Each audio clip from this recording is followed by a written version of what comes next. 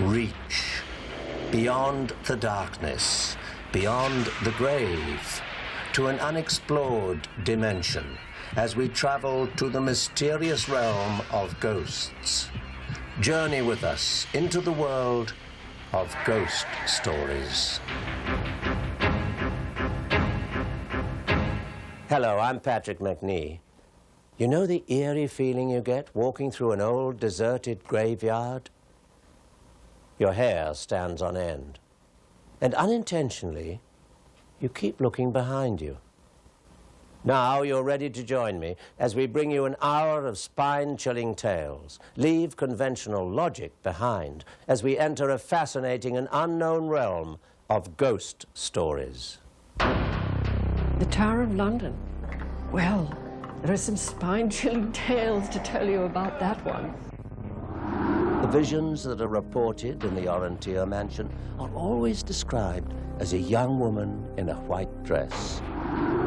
She's really been not a scary ghost, but a mischievous ghost.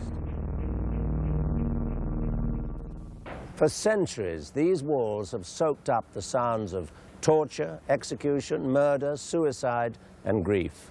And today, dark cries still echo through every spiral in the Tower of London, perhaps as a grave reminder that our past is still with us. There's the theory that ghosts are inconsolable spirits, reliving moments of intense emotional impact, almost as if they are trapped in some bizarre time lapse. Growing up in England, ghost stories become a part of life.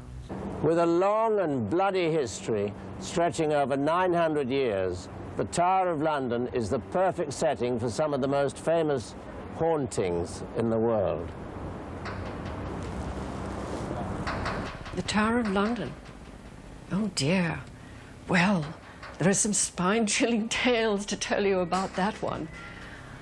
You know, you really can't expect anything else with all the murders and the suicides and the executions. The place was a regular bloodbath. On record, there are 2,900 names of prisoners who were held in the tower over the centuries, from royalty to paupers. Heavy footsteps sounding through empty hallways, headless figures floating around, and sudden gusts of wind whipping through where there are no open doors or windows. Hair-raising accounts which leave a chill in the air and your heart in your throat. Inside the White Tower, the torture chamber, where the wretched were tormented and ultimately left to die horrid deaths. The guards who patrol the tower at night claim to have heard agonizing screams echoing through the doors of the White Tower. They say it could only be Anne Askew. Well, who knows? Maybe it is. Accused of witchcraft centuries ago, Anne Askew was brought to this hellhole. In order to get her to confess her crimes, her body was almost torn apart on the rack. Eventually, she died, her screams the only testimonial of her suffering. Earning its name through the countless murders committed here over centuries, the Bloody Tower is still haunted today. Most famous of all is the 15th century murder of the two young princes, who've been sighted strolling hand in hand, a grim reminder of their brutal deaths. Their story is a sad one. Terrified of the two princes' claim to the throne, King Richard III secretly ordered their killings. And one night, while the two brothers were sleeping, they were strangled in their beds. Their bodies were hastily buried, first in the basement of the Wakefield Tower, and then at the foot of a staircase. Another place where victims were brought to their knees with merciless torture is the Queen's house. Witnesses have claimed to hear the grinding sounds of the torture rack. And of course, the screams. Always the screams. It is here, in the Queen's house, where the famous Anne Boleyn spent her final days. As the second wife of King Henry VIII, Anne was executed in order for the king to marry Jane Seymour. Anne Boleyn, by all accounts, was a peculiar woman. She had 6 fingers on one of her hands and 6 toes on one of her feet. In those days, this surely would have been regarded as an evil omen. King Henry VIII, of course, fell in love with Jane Seymour, and because the Catholic Church condemned divorces, the king's only way out of his marriage to Anne Boleyn was to have her beheaded. After her death, the room where Anne awaited her execution has been described as having an unpleasant and menacing atmosphere. Some witnesses even described a peculiar perfume and a feeling of suffocation. Anne Boleyn has also been spotted at the window, forever staring at something, or maybe someone. One of the most incredible anecdotes is the one of the talking head, appearing from nowhere, rambling on endlessly. I don't think anybody's been able to put a history behind that one. I don't think anybody's brave enough to stay long enough to find out. In folklore, ravens are birds that manifest bad omens. But here at the Tower, they are ever present, for quite the opposite reason. It all started when King Charles II ordered the ravens to be removed from the Tower, because their screeching drove him up the wall. It was the king's astrologer that intervened. He predicted that if the ravens were chased away, the Tower would fall, and along with that, the English monarchy. Today, the ravens are still at the Tower, their wings painlessly clipped so that tradition could linger. In the courtyard, there's even the Raven Cemetery. Perhaps there was some truth to the prediction. The monarchy still stands, so does the Tower, with its ghosts.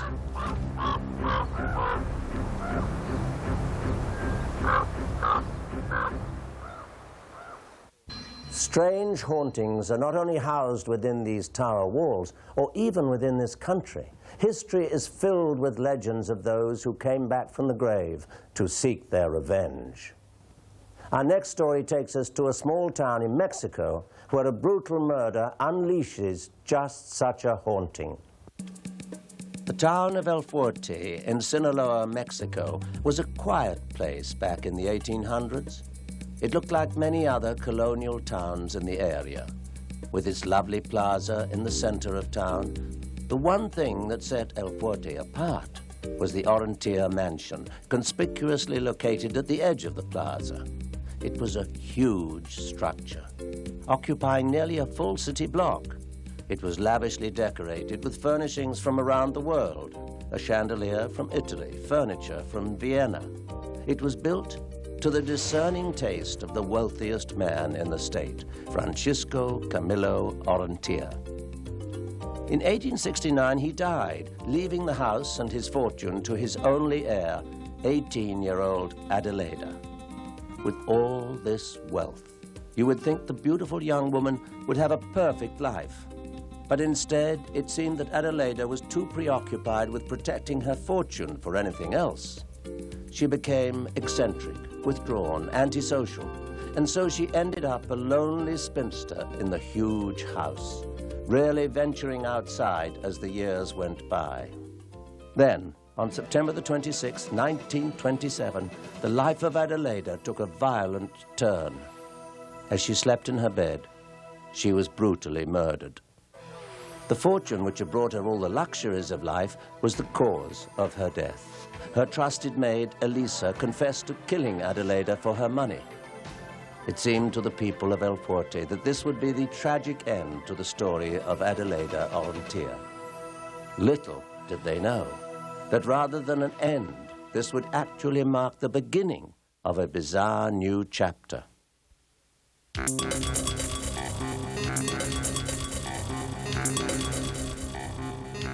People began hearing unusual sounds and seeing strange visions in the vacant Orantier mansion. In the town of El Fuerte, many people have been talking about this old house and about the ghost in the house. Many people have seen a woman in the balcony or in some of the rooms and the ladders, but there are some ghosts in the house. The visions that are reported in the Orantier mansion are always described as a young woman in a white dress, one that could be a wedding dress. She has been spotted in many parts of the huge house. Often she is seen carrying a candelabra of lighted white candles. One night, a local photographer was able to snap an amazing photo in the house. He described seeing a woman in a white dress walk by carrying a candelabra. In the photo, you can plainly see the trail of the candles, and in the center is the faint outline of a woman.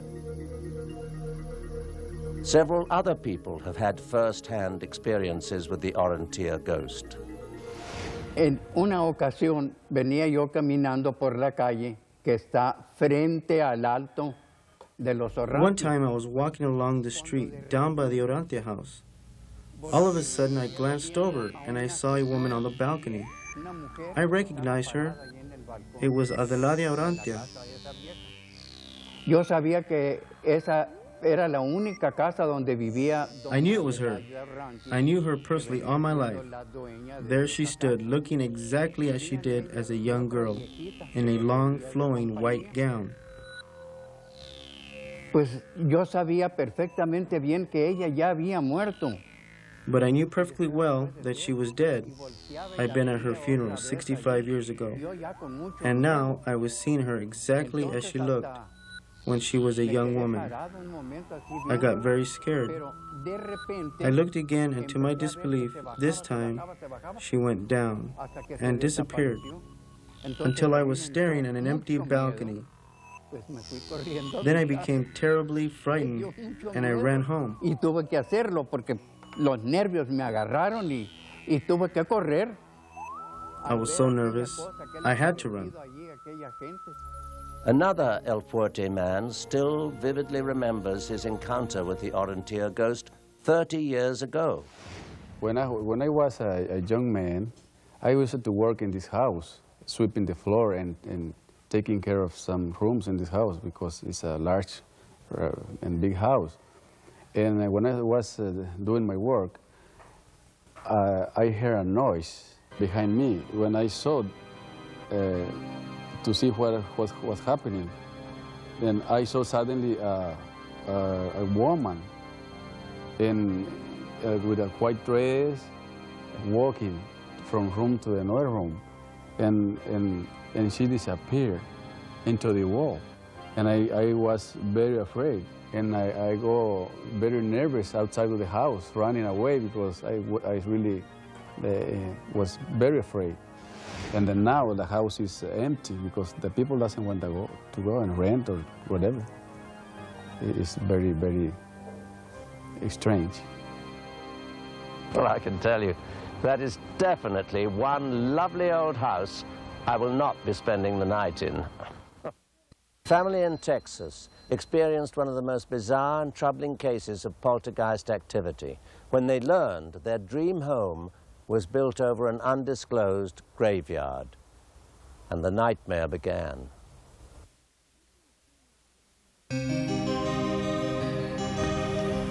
This may seem like an ordinary neighborhood, but 7 out of 8 families picked up and moved far from here at tremendous cost, including losing their mortgages. I wonder what really happened to drive them all away.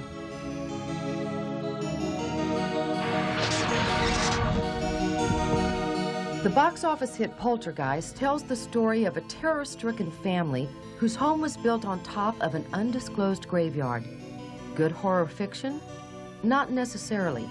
During the same time the movie was released, these silver screen nightmares became reality for residents in a Texas subdivision. Their story began in 1981 when Ben and Jean Williams moved into their dream home, a newly constructed house in this brand new subdivision. Shortly after settling in, however, a strange feeling crept over them.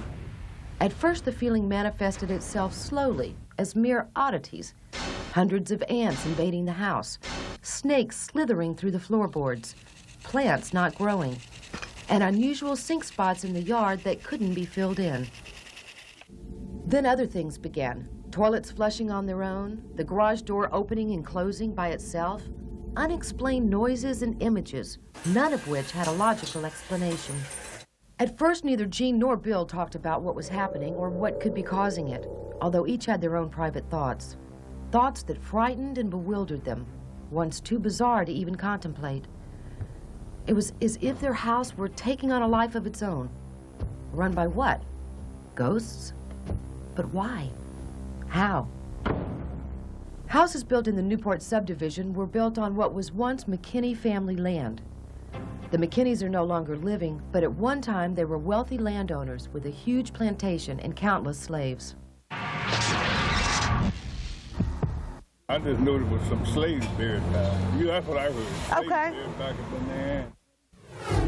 We spoke with Freddie Eagleton, the oldest living resident of Barrett Station. Yeah, I've been here all my life. He confirmed there were no grave markers in that area. The place was owned by Will McKenzie, and he let, you know, our folks bury up in here for a long time, you know. The site of these unmarked graves became known as Black Hope Cemetery. John Armstrong, the grandson of Harrison Barrett, founder of Barrett Station, showed us the place. So do you have firsthand knowledge of the fact that in that Newport area there were actually people buried there? That's true. That's true. Descendants of the slaves of the McKenzies live here in Barrett Station, not far from Crosby. They remember Black Hope Cemetery. Some of their relatives are buried there. I know one of my seniors that come here, he has a family that was buried out there at the Black Hope Cemetery. Oh, yeah. Lots of people buried there. I have buried some of them in there myself. We spoke with Keith Krizak, whose father Daniel owned White Cemetery during this time, one of the few established cemeteries in the area. I asked if he thought it was possible to have these homes built on top of a graveyard.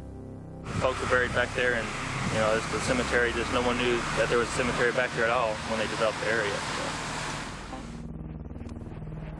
So. In fact, some did know. Jasper Norton lived at the house behind me. He has since died, but he was one of the few people who warned the residents in the Newport area that they were building on graves. In fact, he himself buried people in those graves when he was 14 years old. He pointed out some of the unmarked grave sites, but apparently nobody listened to him. As time went on, whatever spirits might have been awakened at the Williams house influenced everyone who came into contact with them. The family experienced an uncanny number of misfortunes, deaths, and diseases. Even the animals were affected, behaving strangely and dying unexpectedly. The Williams withstood their plight in silence. Then their worst fears were realized when their neighbors, building a pool, unearthed the corpses of two people, a black man and woman. They would never find out that if they wouldn't dug a pool. I know where the graveyard was in that area before they went to building all in there. When they went in there and selling that land, and they just went to selling, and they wasn't thinking about the grave was in there. After that, the terror escalated. Footsteps became almost commonplace. Ben was the first to notice the shadowy figures that loomed in the dark. Sometimes they would literally attack him in the garage, suffocating him. Jean finally had enough. She took a shovel and began digging next to an old tree, a tree, she was warned, that marked a grave site. However, she didn't make it but a few inches down. Her daughter died suddenly that day. With nowhere to turn and no way to console themselves, the family left that house forever. Although there are people like realtors and neighbors who may not believe what happened to the Williams family, it was hard not to notice all the for sale signs. The truth is, you never really know what you're building on top of. And in the process, if you disturb sleeping spirits, for this family, their lives can never be the same. For anyone else, well, hopefully, it's just a movie. This experience really hit the Williams hard, so much so they wrote a book to document their nightmare. And they firmly believe they weren't the only ones, that there are similar cases of poltergeist phenomenon. They encourage anyone with such experiences to write them in Montana.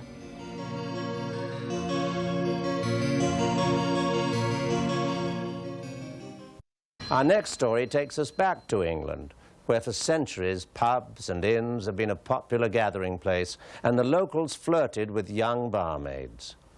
Not far from here, legend has it, one such barmaid remains, suspended in time, pining for the very love that ultimately caused her death. On a hill near Wickham, England, a young woman stood waiting expectantly.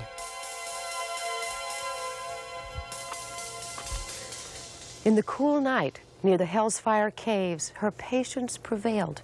2 centuries later, the young woman still lingers. Her tragic tale traces back to the 1700s, when the George and Dragon Inn was a favorite place for travelers to stop over on their way through the town. At this inn, a pretty young woman served in the pub. She was known to the locals simply as Suki. She was very young, very attractive, very popular with the local lads. A sophisticated young gentleman used to make regular visits to this inn. His eye caught the attractive young barmaid. It wasn't long before Suki had fallen head over heels for this charming stranger. She imagined that she was going to be whisked away and by this young gentleman. The local boys didn't like the fact that Suki was all starry-eyed about this stranger. It took her attention away from them. One day, Suki received a note out of the blue, saying that she must wait at the Hellfire Caves for her darling that same night. Suki was ecstatic. She believed that this was the beginning of a new life. And he was going to marry her. She packed her things and wore a white dress and snuck up to the hill and waited for him. And the local lads then jumped out from behind a tree, and she realised that it was a joke, cruel joke that they'd played on her. This letter, which was meant as a good-natured prank by the young locals, turned into disaster. She picked up some stones and started throwing them at the lads.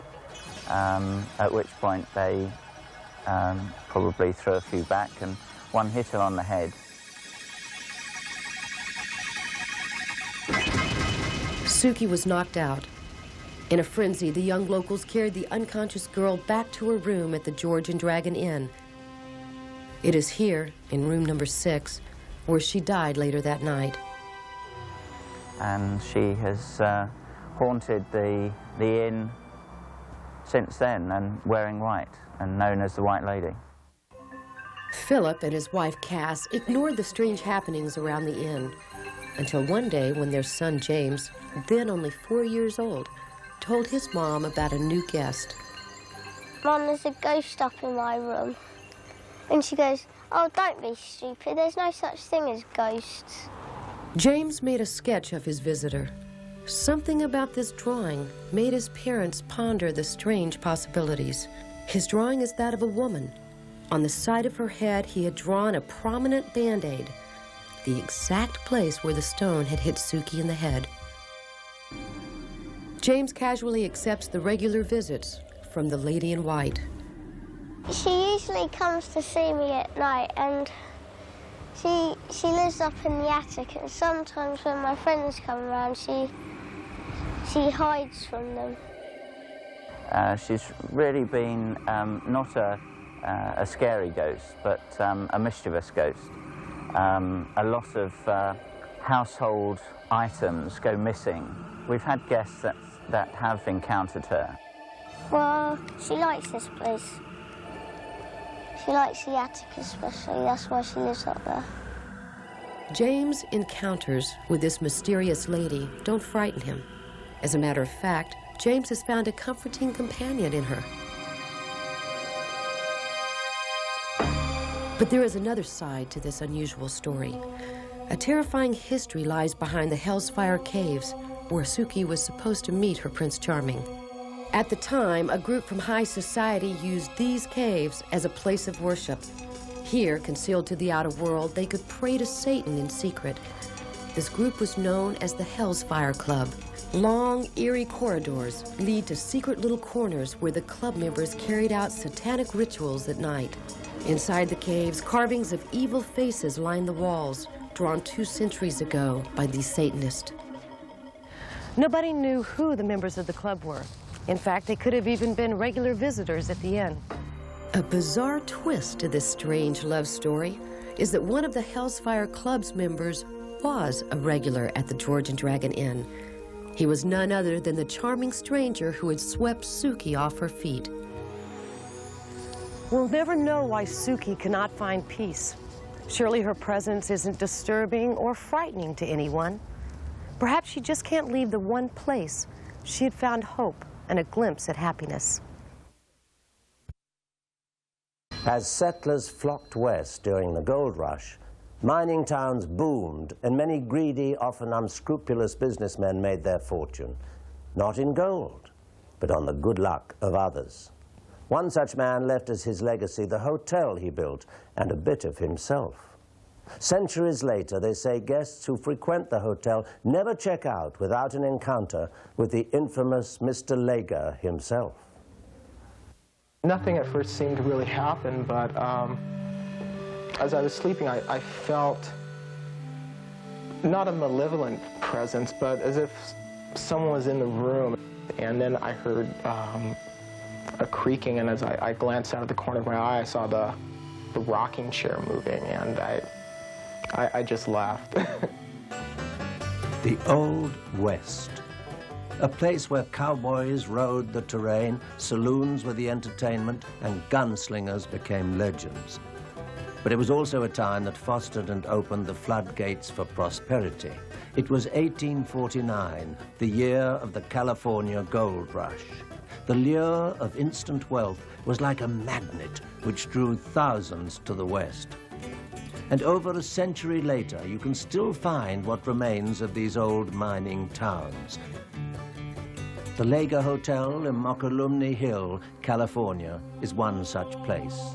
A piece of the past left behind by George W. Lager, a sharp businessman who took advantage of the flourishing moment and reaped in large profits. Profits which, after he died, some say George refused to leave behind.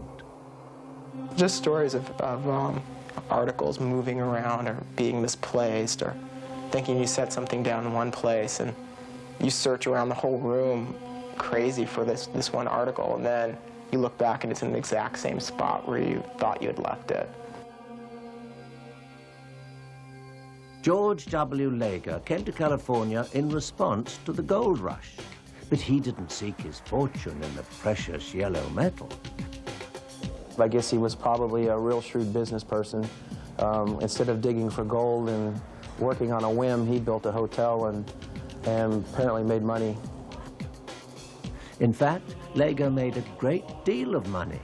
His primary income came from newly rich miners who lived and gambled away their fortunes at his hotel. But that wasn't the only way Lager filled his pockets. He was a kind of a loan shark too, I guess, if you will, sort of a thing during the gold rush.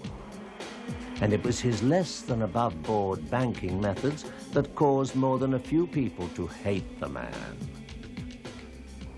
Lager lived in room number 7, where he could keep a close watch on business. He was almost never without a cigar or a beautiful woman, the envy of practically every man in town.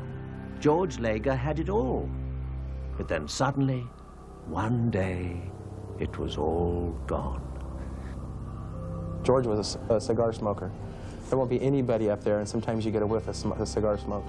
Room 7 seems to catch the most of the weird things, the unexplainable little things, with the doors closing, the ruffles of the beds, and cigar smoke. It is unclear who killed Lager, It might have been a miner who felt Lager duped him out of his hard-earned gold. Or maybe it was a jilted paramour. One thing is certain, though. Today, room number 7 at the Lager Hotel comes with more than just a view. The lady that used to be the maid here before I bought the place has quite a few stories of the pillows getting thrown out of the room after she cleaned the room. People have talked about hearing steps in the hallway when they're in the rooms at night, yet they're the only guests here, and people don't roam around because we lock it up at night. Lager's ghost has only rarely been seen. One of the few people to actually witness the apparition was the 10-year-old son of a woman who bought the hotel some years after Lager died. Like children that age, they're very active and used to run around the hotel a lot. During the week, the hotel wasn't occupied. Ran by room 7, and this gentleman came out, a stately-looking gentleman with a mustache, and said, "Sonny, you keep it down," and closed the door. Not expecting anyone to be in the hotel, the terrified boy ran downstairs and told his mother that the man in the picture above the bar was upstairs. When the child's mother went to investigate, she found the room empty, but eerily she smelled the unmistakable odor of cigar smoke. I knew a little bit about the hotel, but not as much as I found out after I purchased it. And it goes on every day. There's something new every day. They say that you can't take it with you. But in this case, a man's greed was so strong that even death couldn't separate him from his earthly possessions or from Earth itself. George met his untimely demise. He was shot up here in room 7, from what I understand. And I guess that it would be, they say that people go back to, where they died or where they're used to being. The skeptic in most of us thinks seeing is believing. Well, in our next story, we investigate an amazing tale of young children whose spirits seem to remain here as guardian angels, and whose fingerprints are often left on their handiwork. A sign from beyond.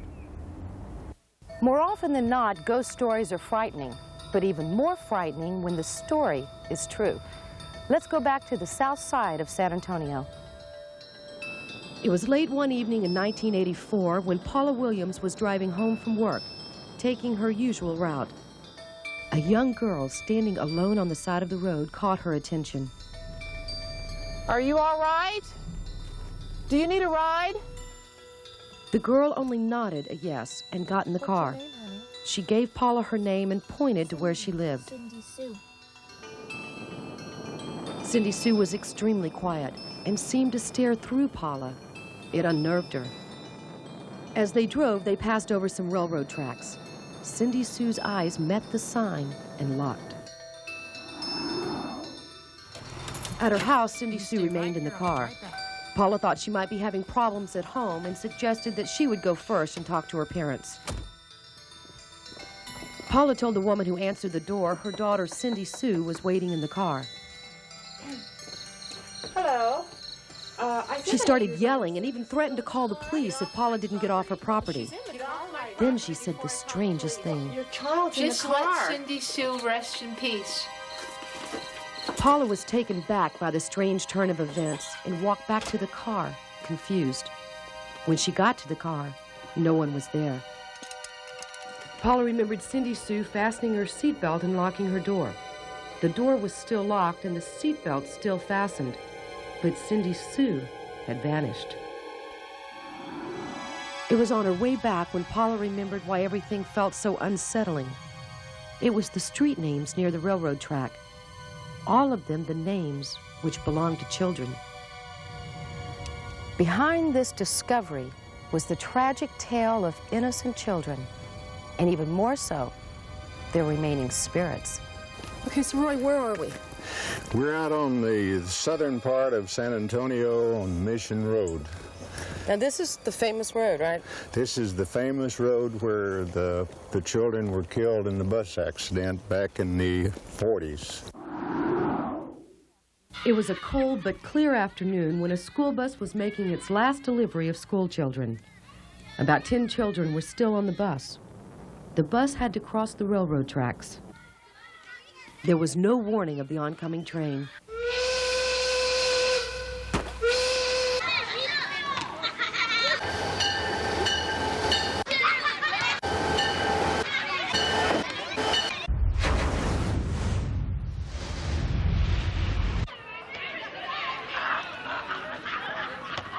The bus stalled on the track and the train come along, and before the kids could get off, it hit the school bus and killed all the kids.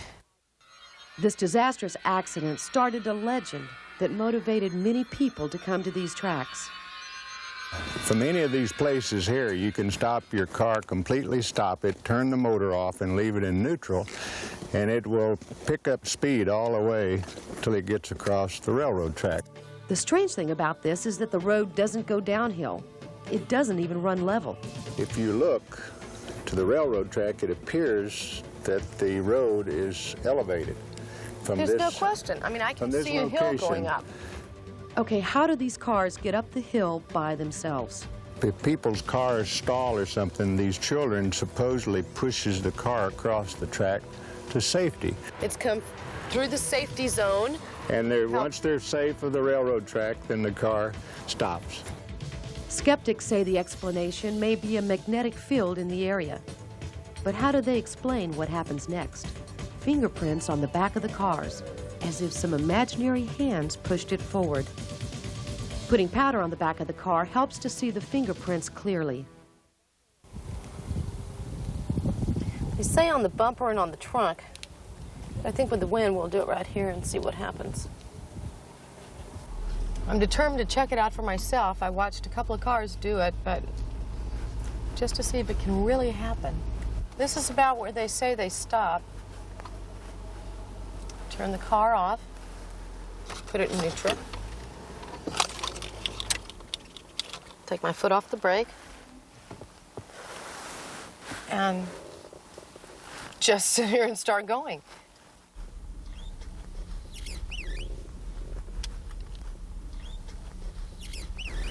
And it's beginning to pick up speed. This is amazing. No hands, no feet. This car is just going on its own. Across the railroad track, I'm gonna have to brake because now we're gonna go downhill. There was no doubt in my mind the car was pushed over those tracks. Was it gravity, or was it the legendary little spirits? There was only one way to find out, and there it was. I could feel my heart beating. Possible finger marks right here.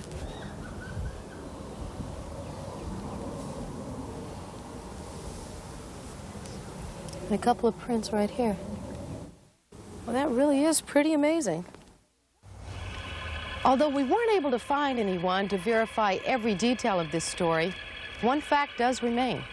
There hasn't been a single train accident on this set of tracks since the children's tragedy in the 1940s. Somehow, every stalled car has managed to cross the tracks, reaching the other side in safety. There was one thing I still wanted to find out. What did Paula see that night on her way back home? This is the neighborhood supposedly where they have street signs with the children's names from the accident. Bobby, Alan, Nancy, Carol. It was here in the streets close to the railroad tracks where we found the answer to Paula's mysterious young rider who never reached her house that fateful afternoon. Cindy Sue. As we've just witnessed, activity from the beyond knows no geographical boundaries or language barriers. No matter where these stories turn up, the similarity of events is startling. It's hard to dismiss the possibility that this phenomenon exists without turning a deaf ear to our famous ghost stories. I'm Patrick Macnee. Thanks for being with me. Until next time, goodbye.